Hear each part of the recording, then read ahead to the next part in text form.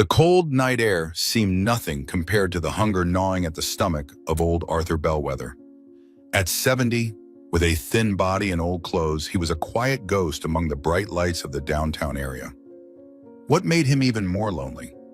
He could not speak. His voice had long been taken away. Tonight, desperation had driven him to the threshold of the luxurious restaurant, the Gilded Spoon, where the warmth and fragrant smell of food was like a distant paradise. He only begged for a little mercy, a look of understanding.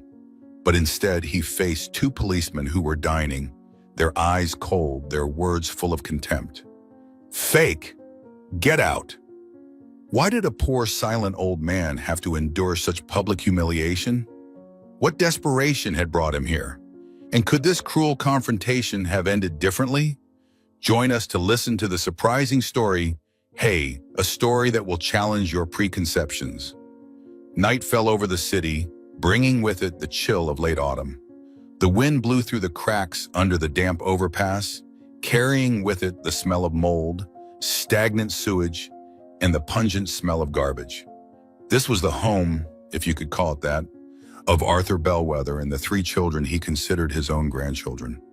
The dim streetlights from the street above cast only faint yellow streaks of light, flickering on the cold concrete walls covered in graffiti and the old cardboard sheets spread across the damp ground. The constant roar of traffic overhead was a gloomy soundtrack to their precarious existence.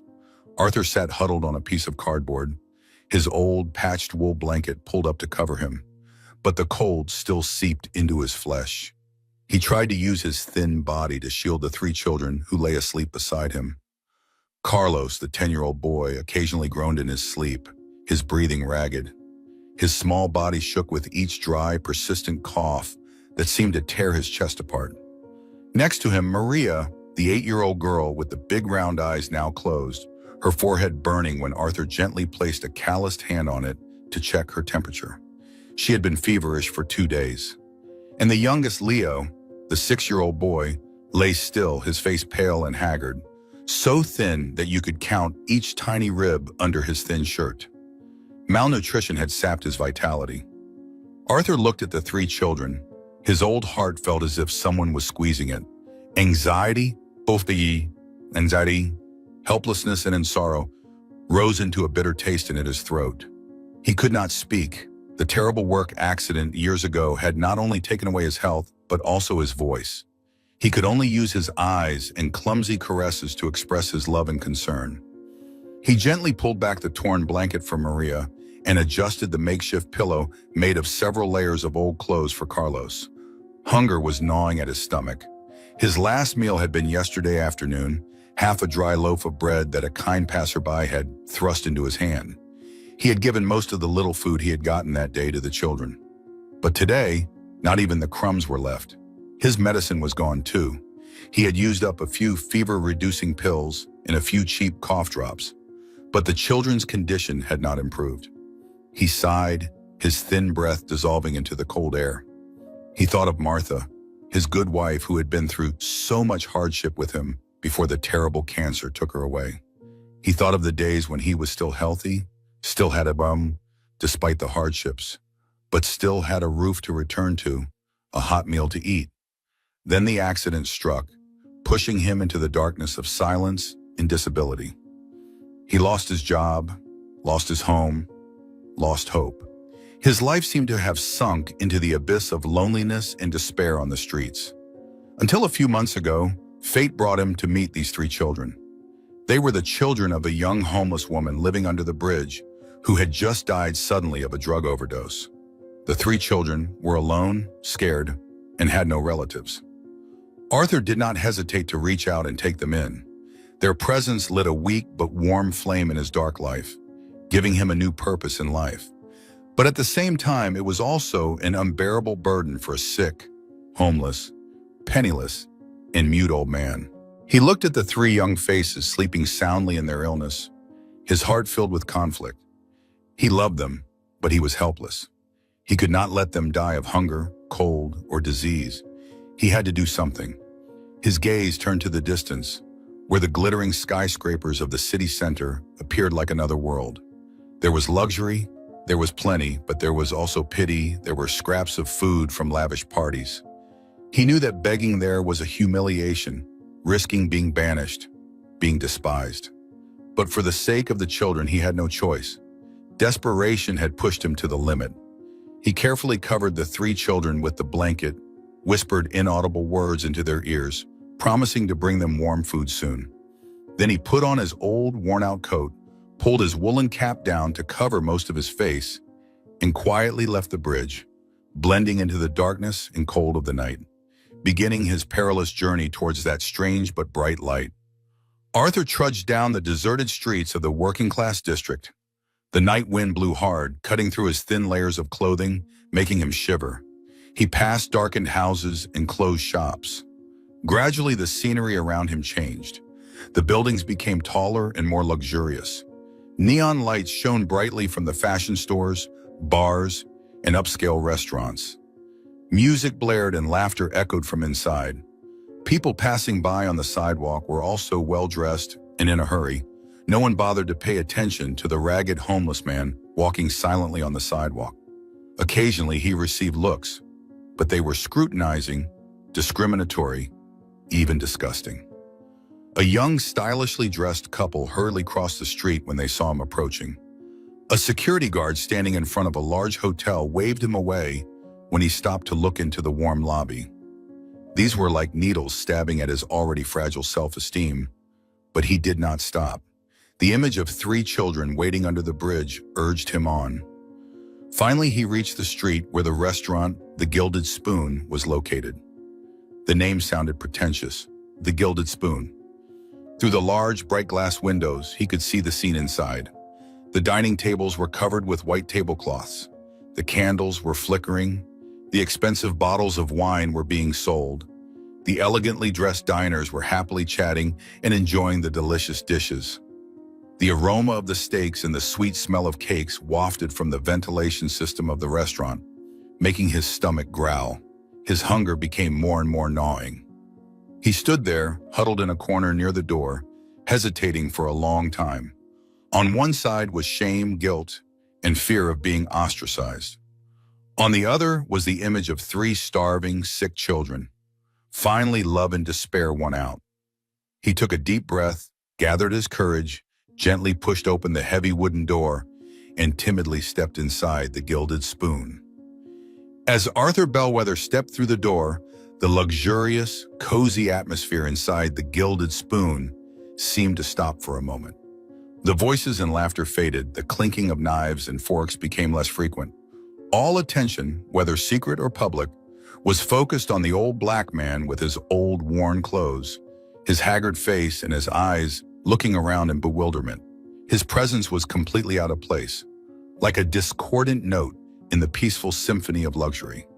A few diners near the door frowned in distaste. A bejeweled lady turned away slightly, covering her nose with a napkin as if she smelled something unpleasant. A murmur began to rise, not loud enough to be heard, but enough for Arthur to sense the discrimination and unwelcomeness. He stood huddled by the door, his thin shoulders shaking with cold and shame. He felt like an alien, an unwanted blemish in this splendid space. But he couldn't turn away. He had to. The nearest waiter, a young man in a white shirt and black bow tie, looked a little confused. He glanced toward the manager's desk as if waiting for instructions. The manager, a professionally dressed, middle-aged blonde, quickly took in the situation. She stood up and walked quickly toward Arthur, trying to keep a polite smile on her face, but unable to hide the determination in her eyes. "Excuse me, sir," the manageress said softly, her tone trying to be gentle but firm. "This is a private restaurant. You cannot stay here. Please help out." Arthur shook his head vigorously, tears welling up in his eyes. He pointed to his mouth, then to his stomach, trying to convey that he was mute and hungry. He did nothing, just stood there, his eyes pleading. Meanwhile, at the table by the window, Officer Jake Riley slammed his fork down on his half-finished steak. "What the hell is that?" he muttered to his colleague, Officer Marcus Jones. "I can't even have a decent meal with this pestilence." He looked at Arthur with contempt. "It's an eyesore." Jones, who was sipping his water, sighed. "Probably another homeless person who wandered in, Jake," he said, sounding tired. The managers can handle it.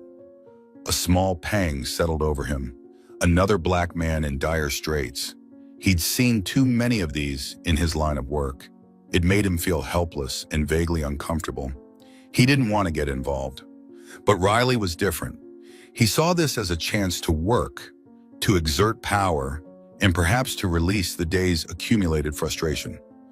Deal with what? Look at the manager. So soft, he said, his voice full of condescension. Let me. With that, Riley pushed his chair back, adjusted his belt, and strode heavily toward Arthur. Jones hesitated for a second, then stood up and followed, perhaps out of professional instinct, or to make sure Riley didn't do anything out of line in front of so many people. Hey man, Riley shouted, his gruff voice echoing throughout the quiet restaurant, drawing everyone's attention. He stopped right in front of Arthur, the old man flinching back. Who gave you permission to come in here? This isn't your petamem. Can't you see this is a fancy restaurant? Or are your eyes on your feet? Arthur shook his head in fear, continuing to use gestures to explain. Oh, that deaf-mute trick again? Riley sneered, a mocking laugh. Think you can get food by pretending to be pitiful? It's an old trick. We've seen it all. He looked Arthur up and down with disgust. Get out of here, quickly, before I lose my patience. He raised his hand not to help, but clearly intended to force Arthur out the door, despite the old man's age and condition. The atmosphere in the restaurant became extremely tense. The diners held their breath and watched. Jones stood behind Riley. His face expressionless, but his eyebrows slightly furrowed. Just as Riley's rough hand was about to touch Arthur's shoulder, a deep but authoritative female voice rang out, cutting through the tense atmosphere. Officer Riley, please stop. Elena Petrova, the owner of the Gilded Spoon, was already there. She walked quickly, standing between the policeman and the homeless man. She looked elegant and classy, but the way she looked at Riley was not timid, but stern and clearly disapproving. Mrs. Petrova? Riley paused, lowering his hand. He had some respect for the wealthy and influential restaurant owner. What are you doing here? I'm just helping your restaurant chase away a troublemaker. Mr. Arthur is not causing any trouble, Elena said firmly, her voice calm but firm. He is just standing in the doorway. And please, don't treat him like that. She turned to the manager standing nearby. Please bring him a glass of warm water and some bread immediately. The manager was a little surprised but quickly nodded in agreement. You shouldn't do that, Mrs. Petrova, Riley protested quickly. The more you show them pity, the more they'll go on. You give him a day, and tomorrow the whole gang will be here to make a fuss. This kind of person... Enough, officer. Elena cut Riley off, her voice becoming more serious. She looked him straight in the eye, then glanced at Officer Jones, who stood silently behind him. Perhaps before you judge and treat a person so cruelly, you should learn their story. She sighed, her eyes looking at Arthur, who was trembling as he took the glass of warm water from the waiter, showing her pity.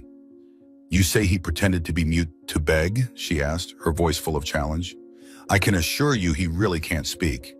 Many years ago, he had a terrible work accident, a traumatic brain injury that took away his voice forever.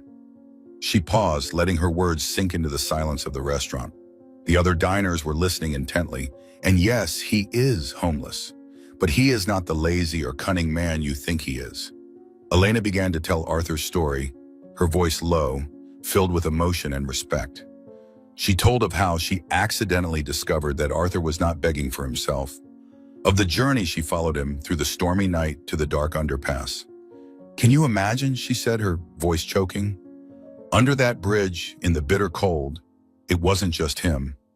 There were 3 children, 3 black children, orphaned, skinny, ragged as fallen angels. The oldest was about 10, the other 2 were even younger. She described the scene she witnessed, Arthur patiently spoon-feeding hot soup to 3 children shivering with cold and fever. Their mother had just died. They were completely helpless. And this Arthur, the man you just scorned and rejected, was the only one who took them in. She told about Arthur's silent sacrifice. He picked up every can, did any job people hired him to earn a few coins, but he didn't spend it on himself.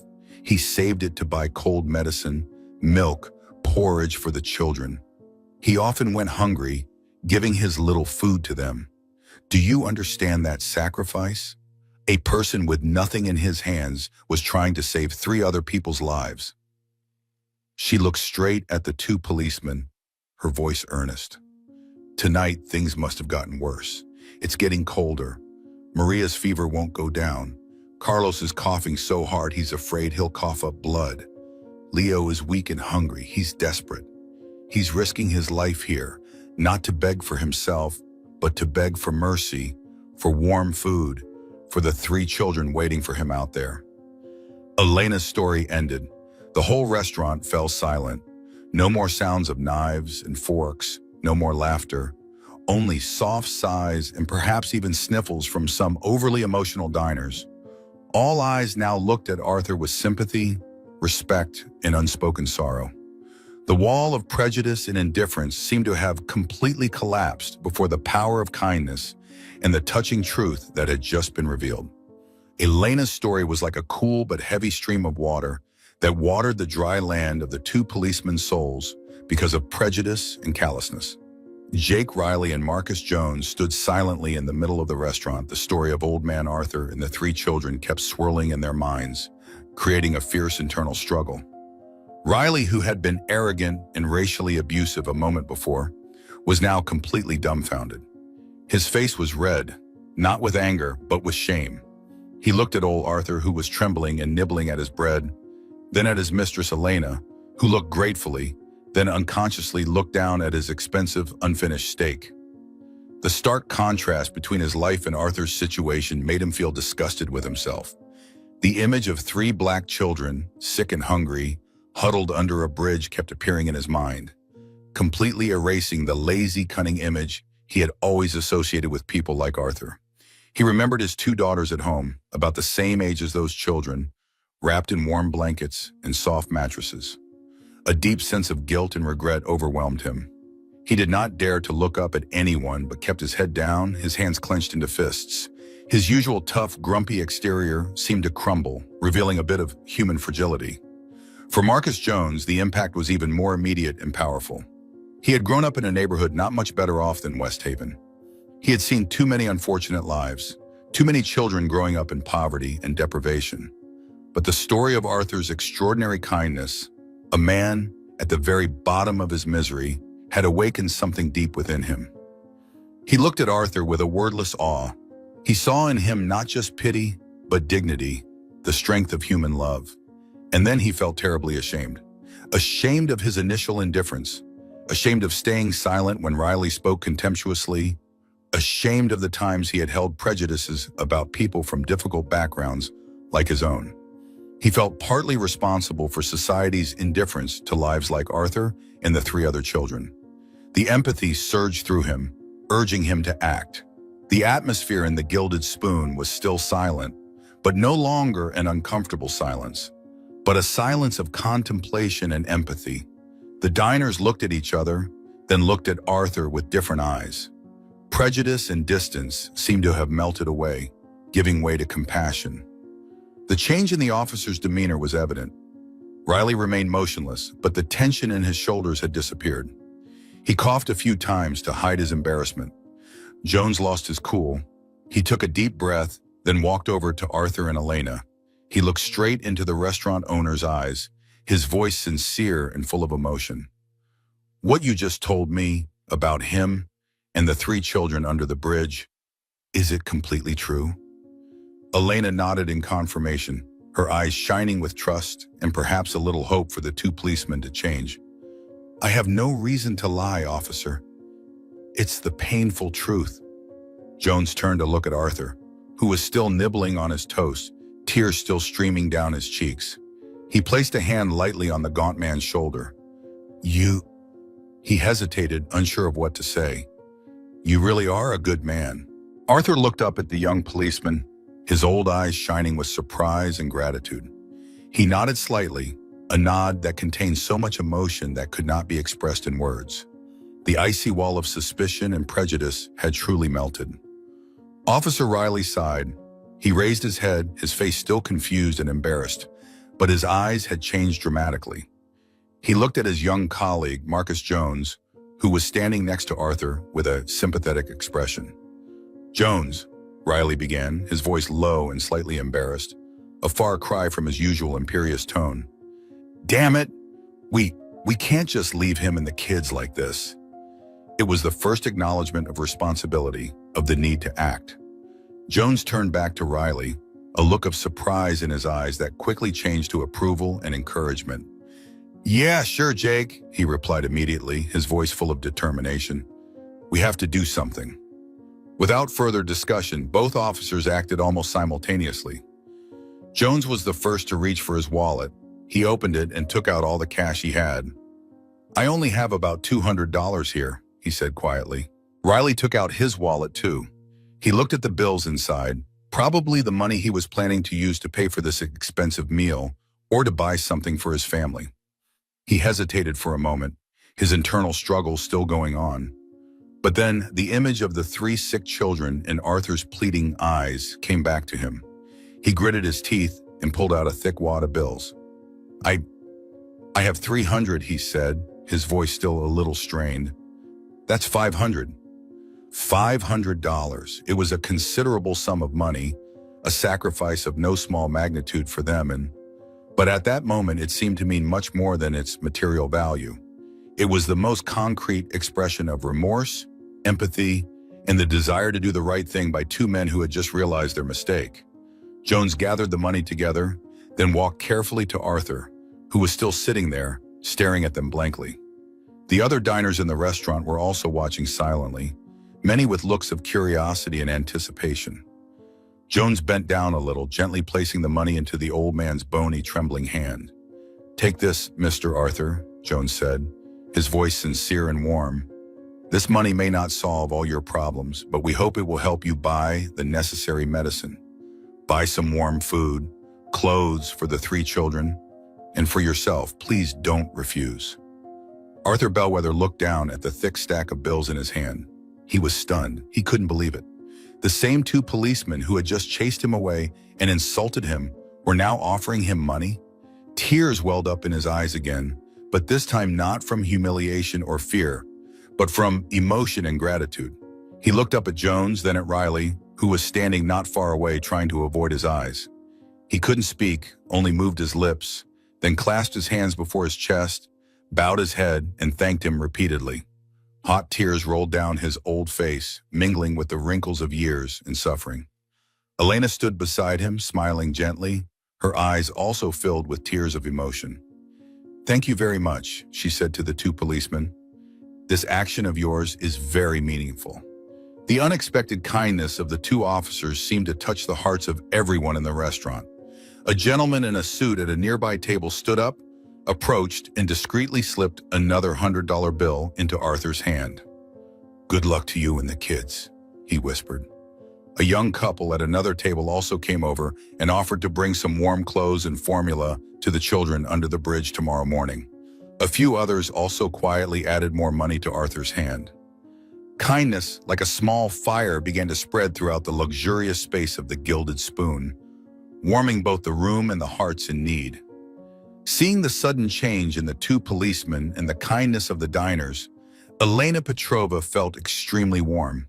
She knew that the money and the promises were valuable, but she wanted to do something more practical for Arthur right now.